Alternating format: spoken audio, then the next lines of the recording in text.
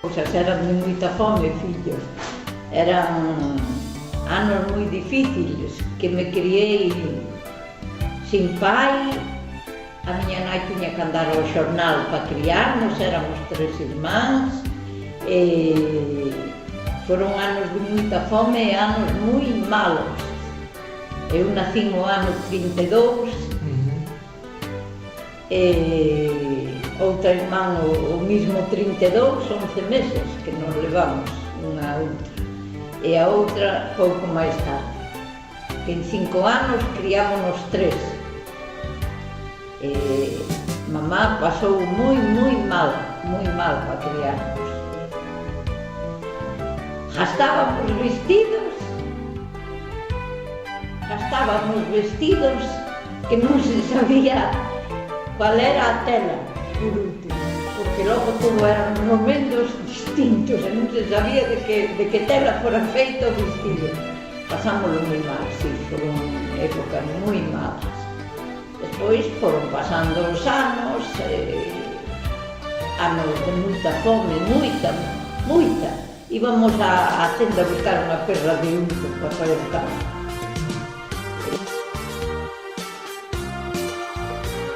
Non nos divertíamos. Na casa xogábamos unha muñeca de trapo que nos faía unha tía, metíalle barbas de espiga nunha media veza ou nun calcetín, e logo cosíalle, faíalle brazos, pernas,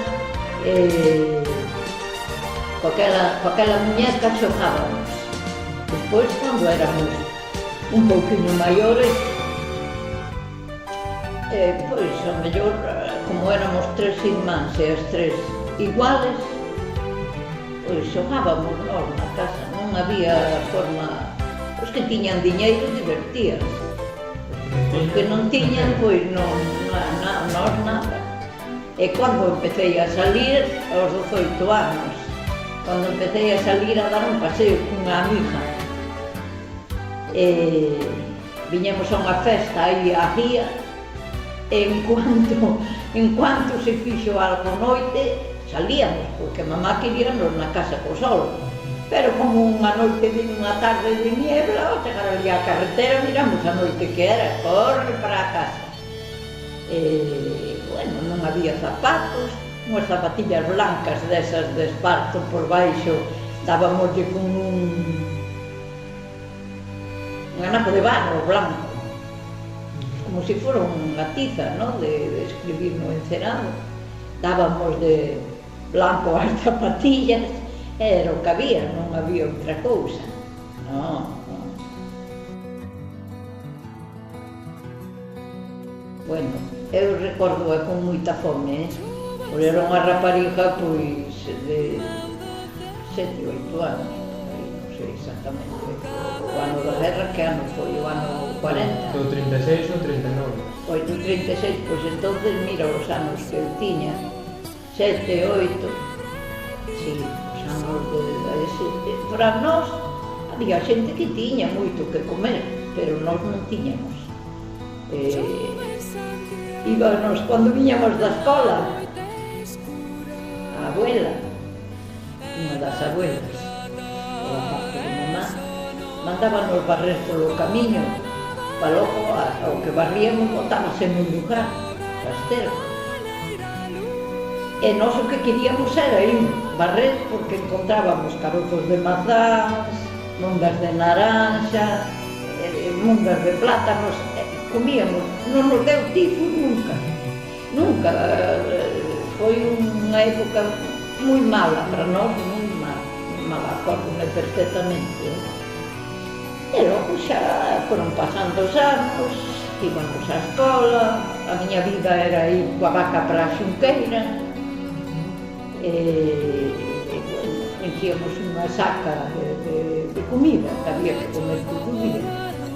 Unhas viñas que había, aquelas pasaban no pato, tiñamos que encher a saca de uvas ou peras ou mazás verdes, comíamos todo o que encontrábamos. Era horrible, foron anos moi malos, que non volvan.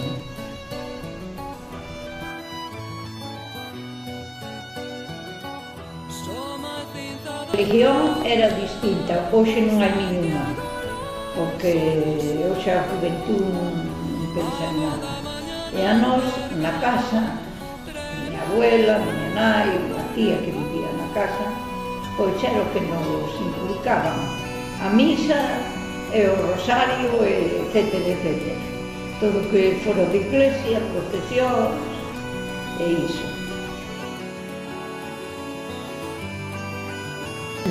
Non me falta de nada o que nos dan por viudas.